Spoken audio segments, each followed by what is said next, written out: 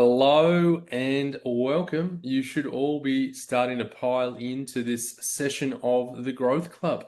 It's 11 a.m. and we are talking team culture, building a strong firm through growth and growing pains. And we've got a good conversation coming up for you between Jason Robinson and Rebecca Mihalic, and I'm going to introduce both of them to you in just a sec. If this is your first session, hey, welcome. I hope you're having a good time, or you're about to have a good time.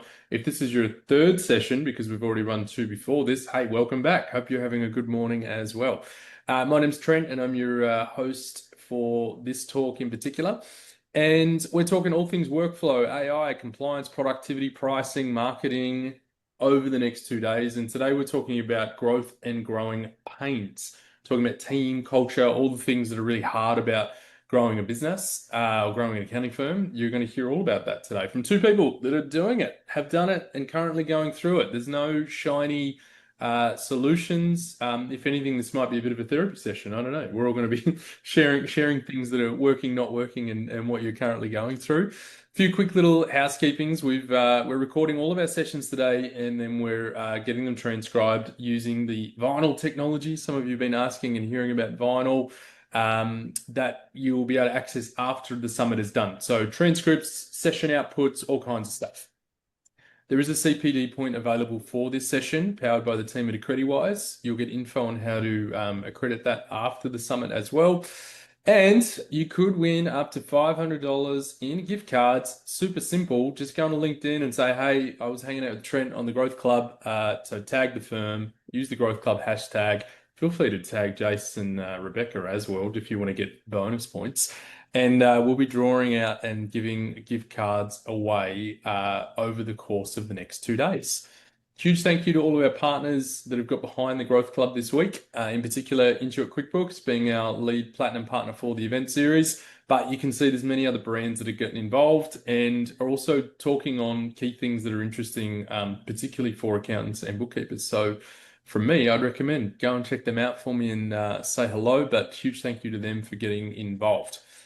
Today, this session, team and culture, building a strong firm through growth and growing pains. We're joined by Rebecca Mihalic, who's the director at businessDEPOT, and Jason Robinson, who is the director of Future Advisory. Hello, Jason and Rebecca. How are you both? Yeah, very well, chilly today. It is fresh. Chilly. The wind in Melbourne's been insane. It's absolutely chaos. So cold, fresh, winter. Here we are, end of financial year. What a time to be alive. What a time to be alive. If you, for everyone that's jumping in, playing along, jump in the chat, jump in the Q&A. You can say hello. You can, if you've got questions for either, you can, chuck it in and we'll try to get around to answering it. Let me know if the weather is chilly for you as well. It seems that is the case for both Jason and Rebecca. And yeah, happy end of financial year as well. It is that time, isn't it? While we get started, why don't we start by Rebecca, if you want to just introduce yourself, tell us a little bit about yourself and your journey to owning and running your accounting firm. Wow, that's a really big story, so we don't have enough time. So Cliff's notes, I'm an accountant.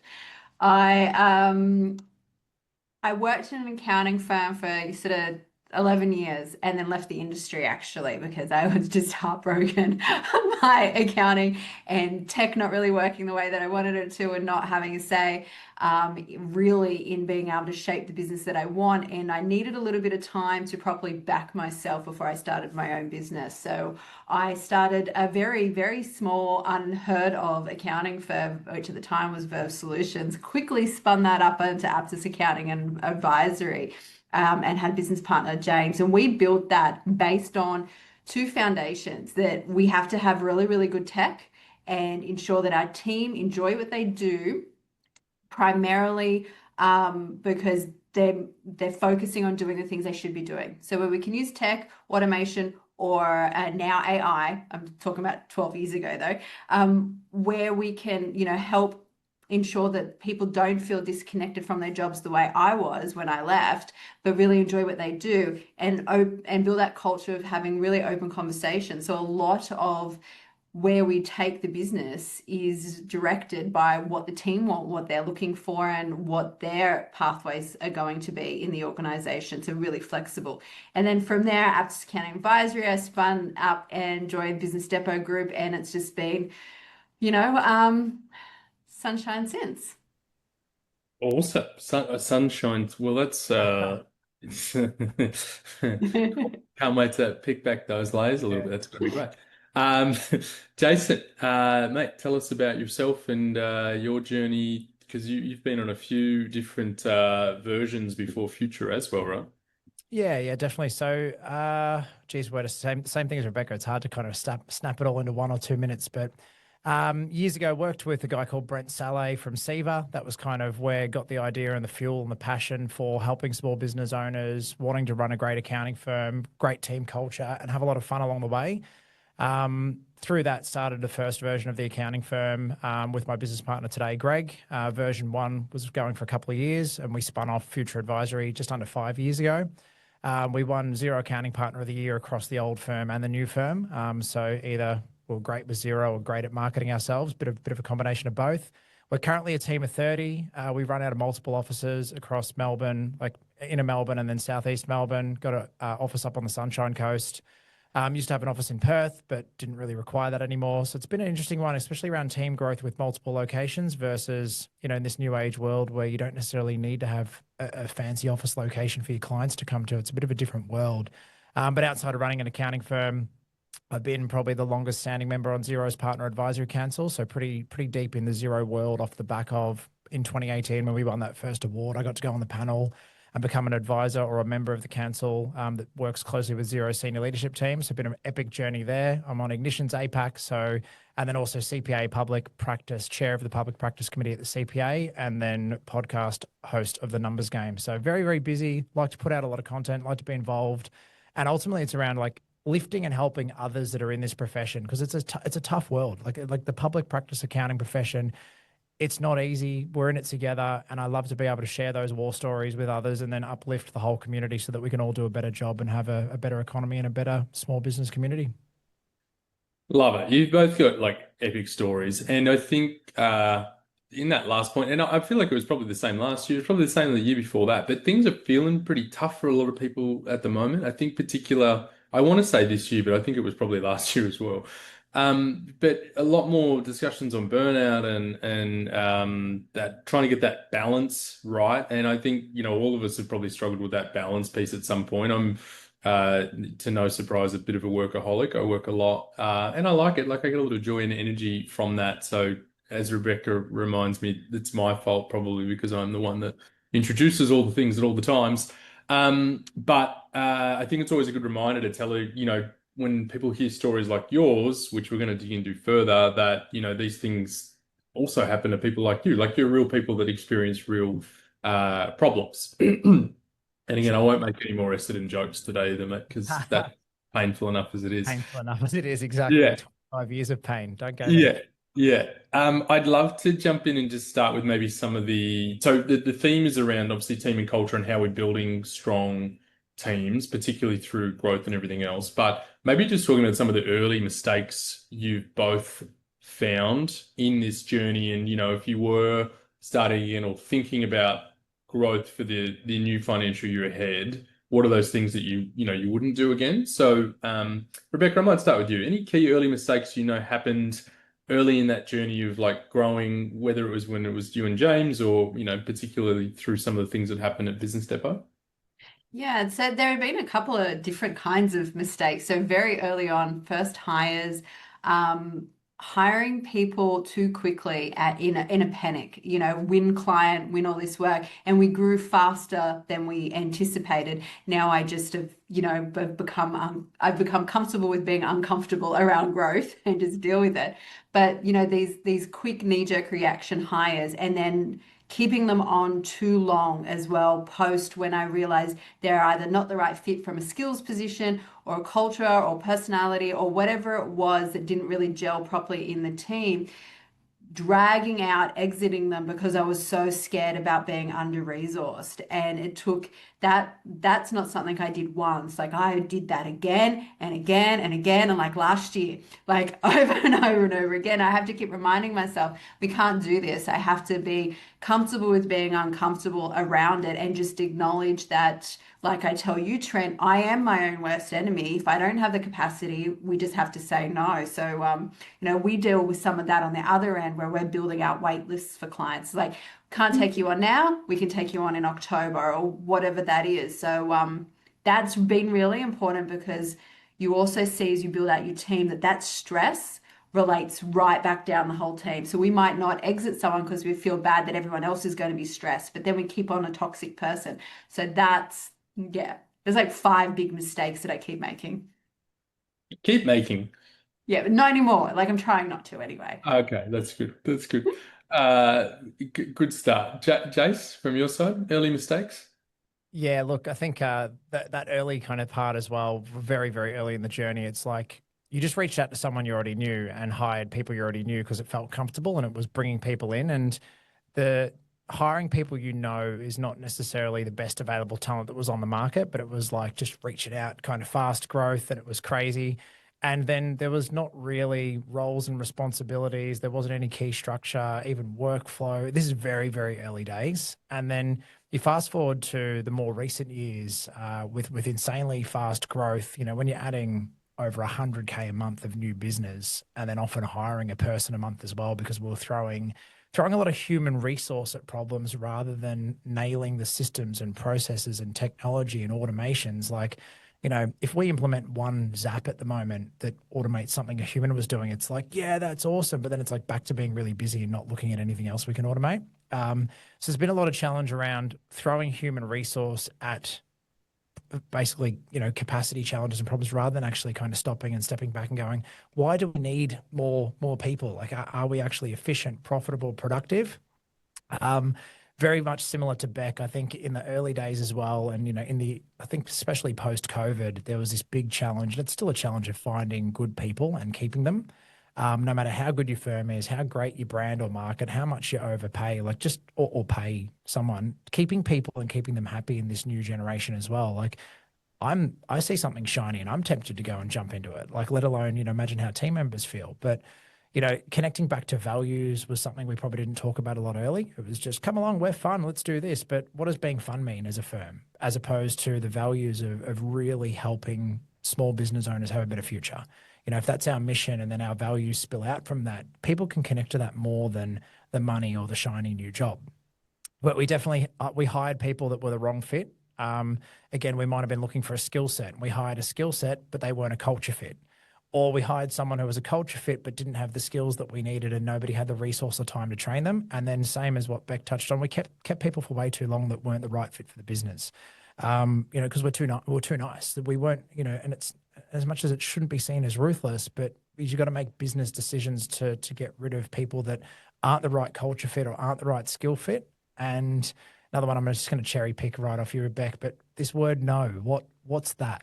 And who's meant to say it? Do we say that to clients? Do we say that to team members? Because that's another one that's big on my list. I think it was my goal a year ago, when you set your annual goals, was to learn to say no more. Definitely haven't succeeded. No to taking on the wrong clients, no to exiting clients that we shouldn't work with. It's not about just exiting clients, but also just taking on too much because we say yes to everything. That's been a big problem around growth as well, like growth for the sake of growth versus a real structured, planned view of that. I think part of the challenge with that is when sometimes, and I mean, I don't know if this is the same for both of you, but growth can be unexpected in some ways. And I mean, the more you put yourself out there, obviously there's a lot more coming to you. If you network a lot, then yeah, you're probably going to get more inquiries. Or if you're really good and your clients love you and they're talkers and you're going to get lots of referrals, that's tough as well because you can't control that kind of growth, as opposed to I turn Google Ads on and maybe then I'm getting a flux of leads through. There's controlled growth and then there's uncontrolled growth. And I think from, you said sort of 3 or 4 things are really interesting there. One, saying no to that, like we don't want to take on that client because we don't have the team and the structure is a piece there. The culture one's interesting. I actually kind of want to ask both of you around how you determine what a good culture fit is? Like, obviously, you need to have a culture or a view of what your culture is before you can determine if they're a culture fit. And if you're a solo or a small business, that could just be, what's the type of person that I want to work with or what we want to represent and stand for. Rebecca, is this something like if I ask anyone on your team, would they all know what the culture of Business Depot is?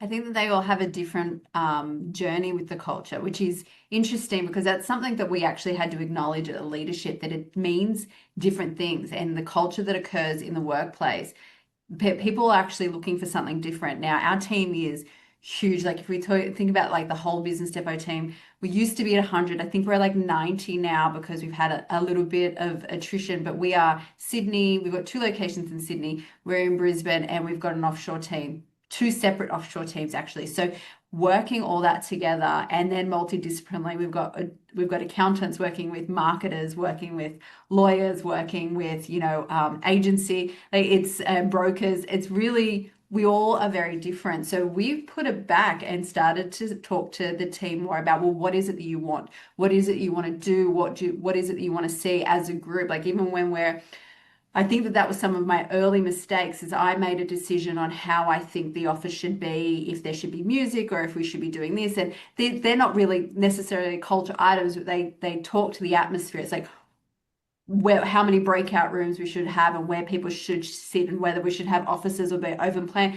Putting it back out, we've actually changed quite a lot, particularly like in our Sydney office, the last couple of months, we've reinvigorated that again because the team here, they're a little bit different than they were a couple of years ago. But at the core of all of it, it's the openness and that making sure that people have a voice that is really, really important. And a lot of our culture is actually driven by our non-negotiables and the things that we won't tolerate. So we don't work with shit clients. We will not deal with shit people. Sorry, am I even allowed to say that online? Too late, I did it. But we just won't. It's one of our things. We're very firm on that. So when a client, if we onboard someone that doesn't work, they go because none of our team want to work with that. That's culture destroying. Having to work with a client who is awful and harasses you and doesn't appreciate you at any stage, at administration to partner, that whole process that destroys culture, and that we will not tolerate.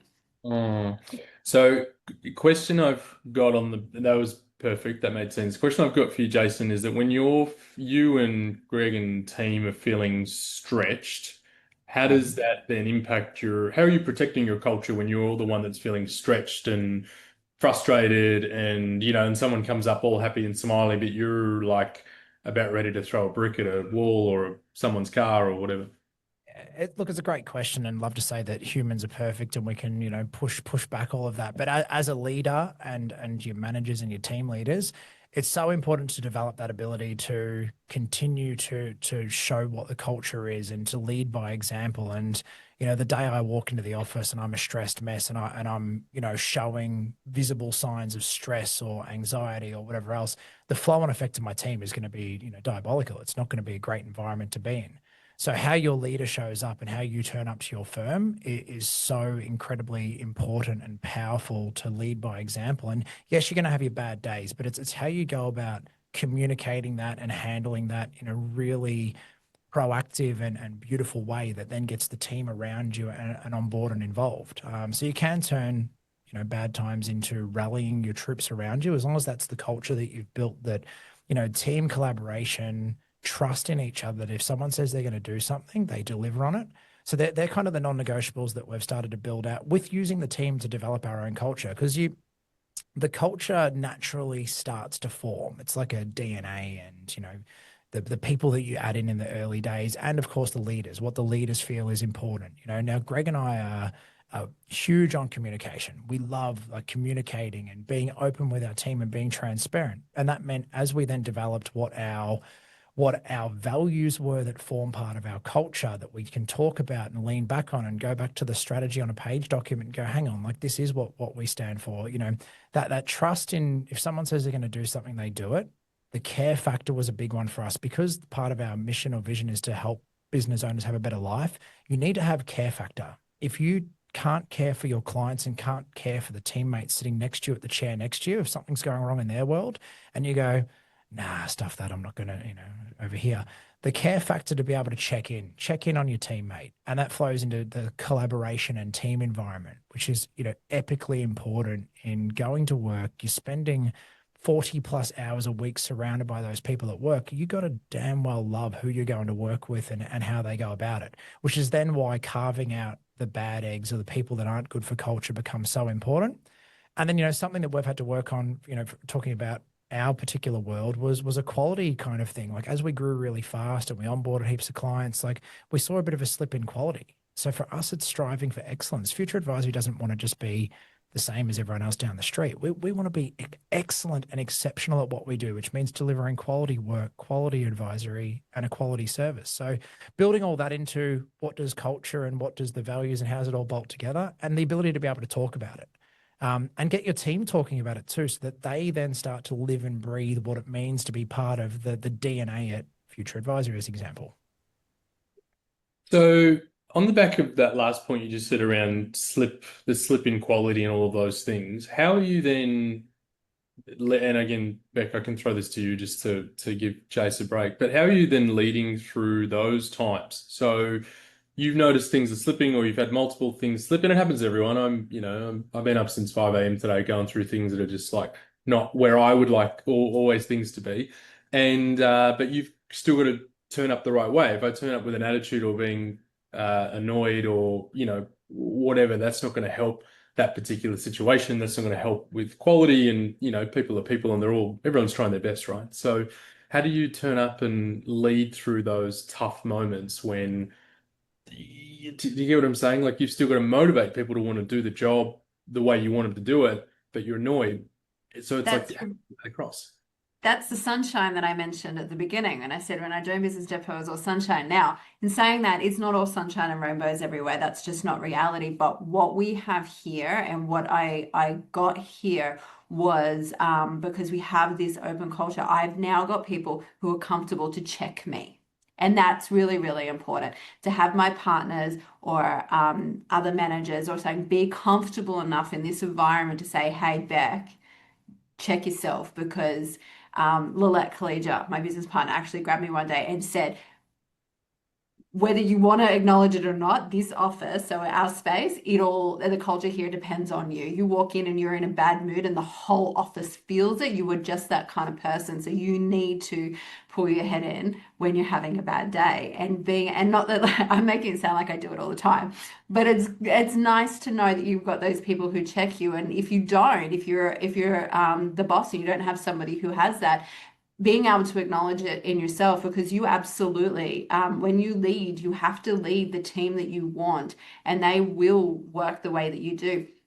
We also have had the same quality issues a couple of times, like when we're during rapid growth at the beginning, but then again, when there's been rapid change as well, so a lot of new rules or a lot of something, and we're so busy, we're so inundated, the quality will start to slip. Now, that is another thing that's really, really important here, is this constant education, and it's at multiple levels. So even I will get in and I do regular training sessions. We have people come in. So the team, they have an ability to learn something new pretty much every single week here. And that is really, really important to the culture. Interesting. Okay.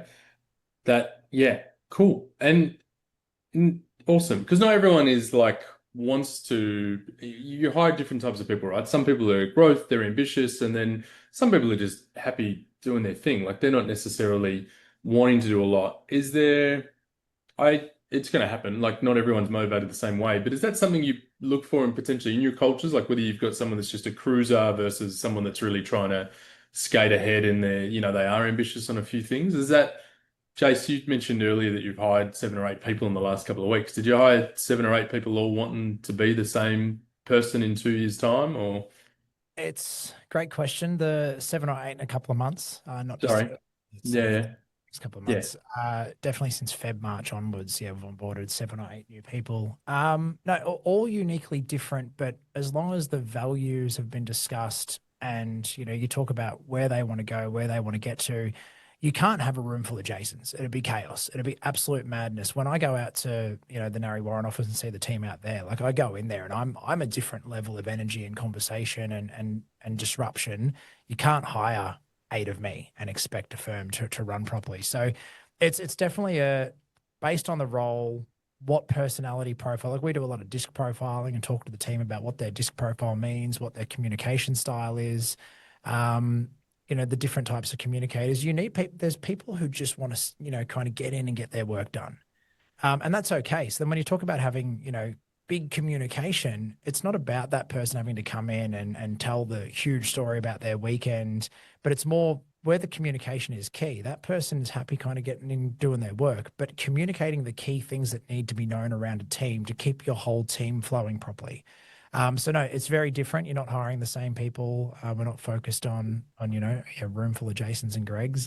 Definitely, I think the makeup of a firm to get the best kind of things moving and humming, you need different personality profiles. You need different skill sets. You need different years of experience. And, that's probably somewhere we've really struggled to attract and bring in is someone who's got 10 or 15 plus years of experience coming into future advisory when majority of our team are probably aged between 25 and 35. But I'd love to bring in someone with way more experience than that, like someone with 20 years experience who can come in but match the culture and match the energy that the rest of the team have. And that's been a hard thing to juggle. I mean, I'm yet to find that unicorn that I'm looking for, but continue to be on the hunt. I wonder if I found this is helpful. I've spoke to a few. Again, I don't run an accounting or a bookkeeping firm, but we do run professional services, and I think communication is still really key in services, regardless of what type of service that is. And we definitely don't do it perfectly. And we run fully remote. But I found when chatting with other bookkeepers, accountants, just talking through the way we operate some of our like daily stand-ups and the use of Slack channels and even the way we engage with clients. We set up clients in Slack channels. Not every accounting firm is going to do that, but I know some that do that as well. I wonder maybe, Beck, if you want to talk through some of your and I don't mind if you go super granular, like what does Monday look like? Like is everyone starting and in the hope of trying to show everyone this is how you're articulating and communicating on a daily basis in tools, methods, framework, whatever it is that's helping you to articulate the culture, to get feedback when things go wrong, like all that kind of stuff? Yeah, so we do use Slack and it's like quite a heavy tool, but we did probably, I think what everyone does when they implement Slack, they have it and then they just have a bazillion channels or a whole bunch of DMs and no rules around how it needs to be used. So that's the key change that we made here around like the name of the channels is really important and the rules and who's in them and how they get used for different purposes. So, we have our fun chat ones as well for different, hobbies. There's one that's a cooking club, which I am not in because I don't cook, but they're sharing recipes and they're having a great time and it's awesome. I love it when they bring it in. It's fantastic. But so when someone comes in on a Monday, it's not Slack where they get their workflow. So we use XPM and FYI over XPM. So their standard overarching workflow sits in there. So all of our recurring work, our big annual accounts jobs, any of those things. But we do use Slack for communicating quickly with each other around quick updates that a client needs. Or if there's just a quick task, I find using another product that people aren't in all the time, like FYI, going and creating a quick task, asking someone to do that. That's actually a little bit too onerous, not just for me, but for the team. So we use Slack to bring things to people's attention really quickly. And we have rules around responses as well. Like you can't leave your mate hanging. You've got to respond. Like knowing that, yes, we're busy, things like that, but at least make an acknowledgement that you've got it. And it's so funny with anything that you use, it's educating people around it. So not just the rules, but making it sure everyone understands, well, how to tag everyone in the channel, how to tag an individual person, like how to do these things as well so that they don't feel like I posted here and everyone ignored me, but that's because you didn't use any of the features to make sure that your message was actually seen. So those things are really interesting. And then as well, then the not abusing it. So we do then run some checks occasionally, and I'm hesitating because I don't know if I'm supposed to say this or not, but so what. So we will run logs on the heavy usage of Slack because if someone's sending 700 messages a day, that's a problem. So we because that person's not doing any work. So there Okay. are times we do On that. how to run that, please. That'd be great. Yeah, you can get the report. So yeah, absolutely. I'll let you know how to do that. But If you ran an audit log on ours, you'd find that I probably send the most messages, but it's because I send, and some of you know this, I send just like one sentence messages, but I'll send 10 of them. So it Yeah. always looks like I'm 5x more than everyone else. I'm like, guys, I'm the I, most productive person here. I'm like over, and then, yeah. Jordan would be like, no, you're just an idiot. You don't know how to use Slack properly.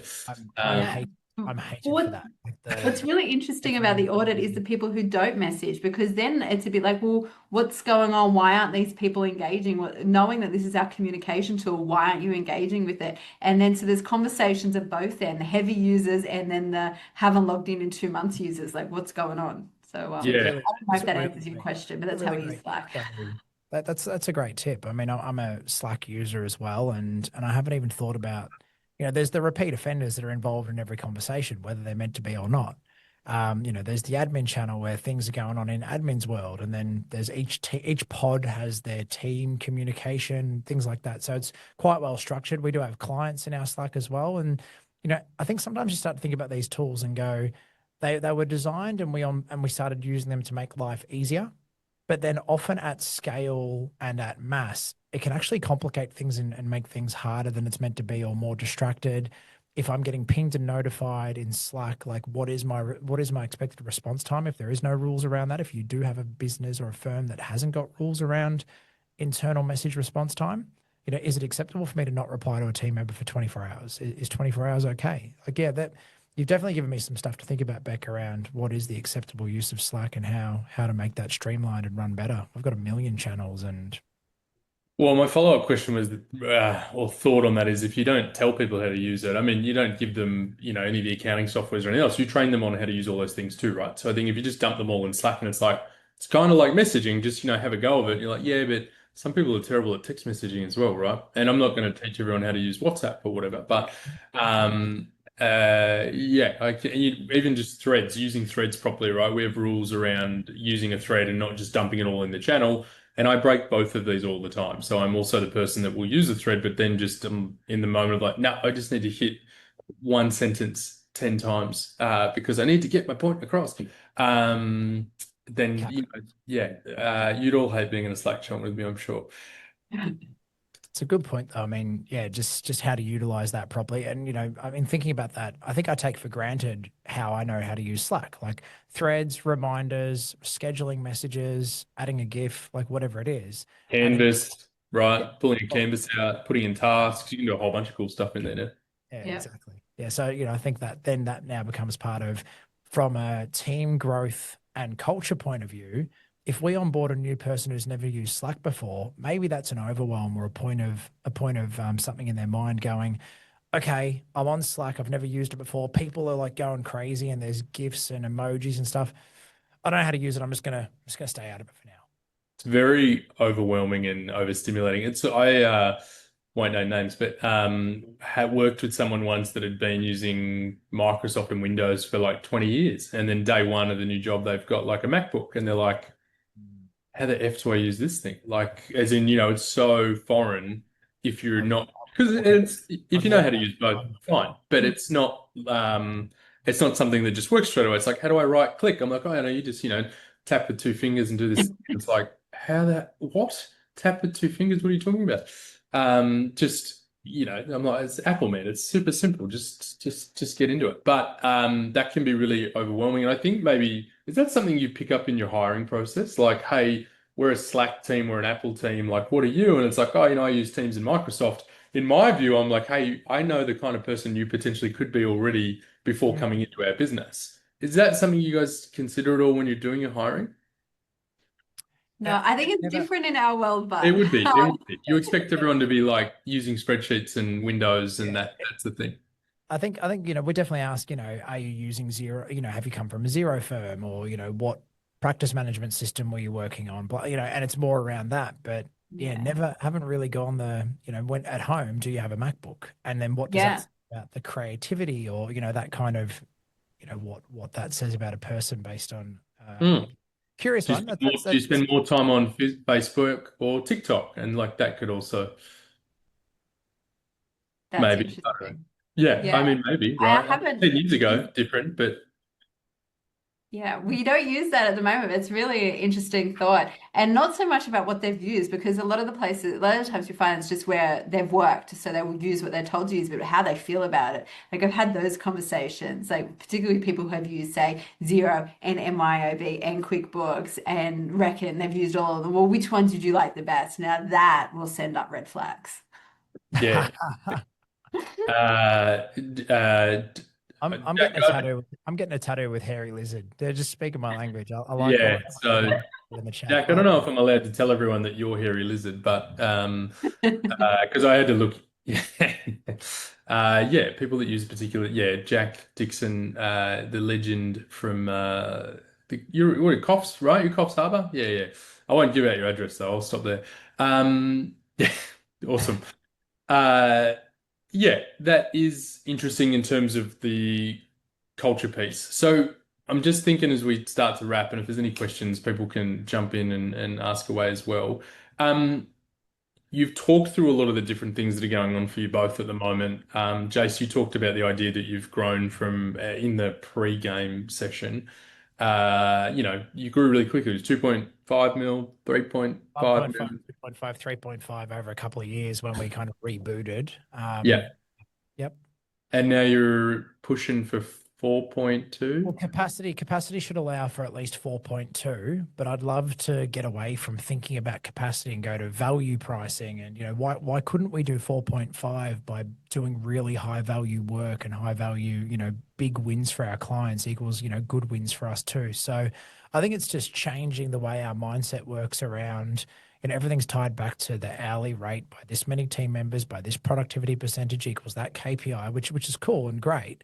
But what is actually possible? What if we did some really outstanding high value tasks for our clients and got some big wins on the board? Why couldn't 4.5 be the potential? And yeah, but I mean, yes, from a capacity point of view, in raw capacity, 3.5 has gone to 4.2 in the recent hires. And it still doesn't necessarily feel like we've got that much more capacity. Like it just means that now we're able to service better the clients we did have on board, but now also identifying who are the best clients that really work well with Future Advisory and our team, and how do we make sure they're the ones that we double down on letting in through our door and continue to filter out the ones that aren't working. The Beck's no dickhead policy. If someone's a dickhead at any point in time, it is empowering the team to draft and send that exit letter. And now I'm actually seeing more exit letters than ever pop up in Slack in our onboarding, offboarding channel, going, hey, Jace, for approval, we're exiting this client because of X, Y, Z. And I'm like, yeah, like good on them. Like that's, again, like the uplift in your team's attitude and enjoyment of their job when they're empowered to get rid of a dickhead. Like, and then what it says to them is that our team are more important than a couple of dollars coming through the bank from a bad client who doesn't deserve to be with your amazing business you've created. I was actually going to ask questions around this in particular, and Jack's got a few coming in, so I'm going to ask them as well. My quick question, but you've given me another thing to consider, is that we're talking about the revenue numbers, right? But the team may not necessarily be motivated on the revenue numbers unless, and I haven't asked, unless they're tied into getting bonuses and all that kind of stuff. Yeah. How do you communicate that? Like, because everyone's motivated differently. Yeah, you're focused as a business owner on your growth and your revenue, but your team just like wants to work in a good team. I couldn't care less if we make 1.5 or we make 2.5. Like, it has no impact on my life other than I work in a really nice environment. Is that something you're intentionally communicating with team? Is that something you're bringing into culture? Like, do you Yeah, want people coming into the business that are motivated by what you're motivated by? inherently, accountants love numbers. Yeah. And it's not everyone. I'm being very general there, but you can get people to kind of obsess over numbers. And with like a strong KPI dashboard, we use Dashboard Insights. So it's gamifying someone's job to make it exciting. So if your KPI is this and your productivity percentage is that and your billable target for the month's that, and you've been given an unlimited portfolio of work to achieve that, it's all about talking about empowering them and setting them up for success. And the more successful they are, the more successful the business is, but the better outcome the results are for our clients. And if our clients are winning and having great lives, then the relationship between client and team member is brilliant. And then the success of the accounting firm is unbelievable. It's like we talk about how, yes, there's your productivity percentage might be that, but what is the flow on? What is the bigger purpose or meaning behind what each of those little KPIs mean? And at least with the dashboard and gamifying it for the team members, there's an individual team member, then they work in a pod that has a team target, then they work in a business that has a business target. So being really transparent, I mean, we're more on the transparent side. We have the annual meeting where we go, this is what we did last year, this is what we're doing next year, here's how we're going to achieve it. And then the individual meetings with each part of the puzzle that comes together to make the big picture. And yeah, it's wild. But yeah, I don't really have anyone who now isn't embedded and ingrained into that kind of KPI dashboard mindset. We use it every week in our WIP meetings. You present it and show what your progress is at. You report if there's going to be any issues through the month, whether you're going to come in under or over. It's done in a team environment, so people can help each other out if they're reporting to be down. So you make it collaborative. You make it part of that, those values that we said that were part of our culture. If you can't work that way, you won't work at Future Advisory. If you're too scared to show your figures and be accountable to what you're working towards, you won't last. You won't get a job. You'll be self-selected out of the business by yourself. So touch wood, so far, all the recent team members we've onboarded that haven't come from that background have embraced it. And the other team members, the beauty of the legacy of the team members that we have on already, they then sit next to them and show them, okay, this is how your dashboard works. This is how you bolt this together. This is if you do the jobs and do your timesheet this way and raise the invoice, like this is how it adds to your target. And they go, oh, and you can see the cogs all kind of how they work together. So yeah, I hope that in some way, shape or form got a bit excited there, but yeah, that's how Yeah, no, I liked it. I can feel the passion. we need Big the fan. team to be we need the team to be obsessed with the numbers so that we can target some big things and give back the reward that they deserve. Like if they're winning and we're winning, then we should all We're all rise. winning. Yeah, it's good. Beck, I'm going to ask you Jack's question. First one is, how are you planning for capacity? His view is he's trying to keep the team only at 75% booked so that you're always ready to onboard the right client to show them a good time. Hard to be under capacity in our game at the moment. Yeah, so I try to aim for even less than that. So we're at 70% is where I try to have a look at when I'm looking at capacity. And I do that for multiple reasons because it's not just new clients, it's existing clients that, all of a sudden are going through due diligence or have grown or have added on or they're going to merge or anything could happen. And this has been the story of my life for the last 12 months. And these people always don't give you a heads up when it's going to happen. So they're your client, you're engaged, and you just have to do these things. So we try to keep a big chunk of capacity, but you're absolutely right. It's never enough. Now, I mentioned that our team numbers have actually shrunk, but our revenue has grown. I cannot, off the top of my head, tell you what it is currently, but I think we went something from as a group in the accounting from 6.8 to 7.5 or something like that. But we shrunk it because we challenged ourselves to actually grow the capacity or grow the revenue by increasing the capacity and getting better and more efficient at the things that we're doing. So across the board, everyone was challenged to implement new systems, new processes, outshoring, offshoring, outsourcing, tech, whatever it is that made things actually turn around a lot quicker. And we've been really successful with that, but because it didn't come as a directive. It was an empowerment process for the team. It's like, what can you do better with what tools and how can we bring that in? And not next week, the week after is going to be the first time at that much larger group level. We're doing full group planning for next year, all of us together on Zoom, the whole lot, with some breakouts as well, where every single person in the organization is going to contribute towards that because they're the ones who understand better what their capacity is. What are the tasks that you cannot do any faster no matter what? And who can challenge that? So that's really, we push it back down to the team to figure out how they can do stuff quicker. And it's worked great. Love that.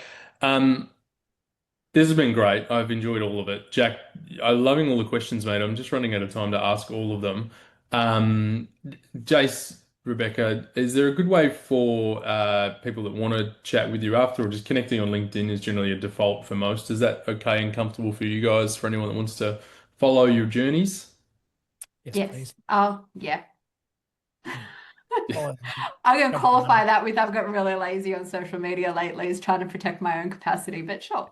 Can't Yeah. guarantee a response on LinkedIn, but I'll be there somewhere. Yeah. Yeah. Or you've got a Follow the numbers. ghostwriter that's there for you and you'll find out about it in a weekly email update later, maybe, I don't know. Or a little bot into your Slack channel, who knows? I write all my own stuff, I promise. Guys, this has been great. I'm going to wrap this session. That's been awesome. Thank you so much. If you're here in the chat, if you could just round of applause. I mean, if you could jump in and just thank Jason and Rebecca for their time. I really enjoyed the conversation, and as you both said earlier, it sounds like you guys hang out all the time. And I think you've said you've had 3 or 4 sessions together in the last 6 weeks or so. This was great. So if you like this session, team, we've recorded the session. We're going to transcriptions, outputs. There'll be some really good post-session content for you to keep consuming. If you've got more things you'd like us to tackle on this topic, let us know. Like, I got a full team of marketers that are ready to create anything you want more of. So, if there's things in this that you'd love to know more about, just tell me and we'll make it happen. Red flag.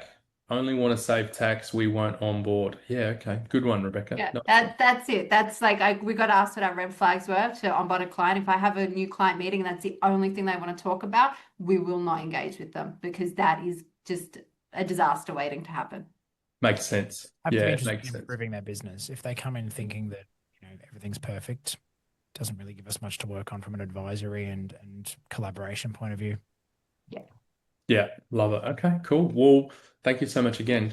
For everyone else that's playing along, we've got more sessions coming right up. 12 o'clock, we've got 2 sessions. One of them is with Paul Murray talking about the hidden costs of inefficiency. So how little 1% changes can drive big gains within your firm. So that's a really good productivity efficiency session. It talks a little bit tech, a little bit of automation, but a lot about process and just how you manage all of that.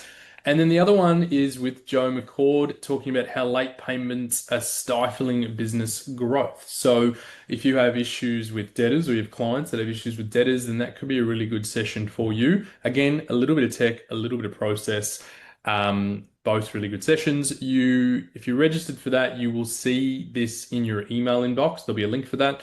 If you didn't register but you want to get onto that session, just jump onto the Growth Club website. So it's growthclub.thefirm.media, where you've been all day, and you'll be able to access that there. Other than that, Jason, Rebecca, thank you so much. You're great. We're going to officially end the session, and I will see you all both very, very soon somewhere. Thanks, team. Hi, everybody. Thank you.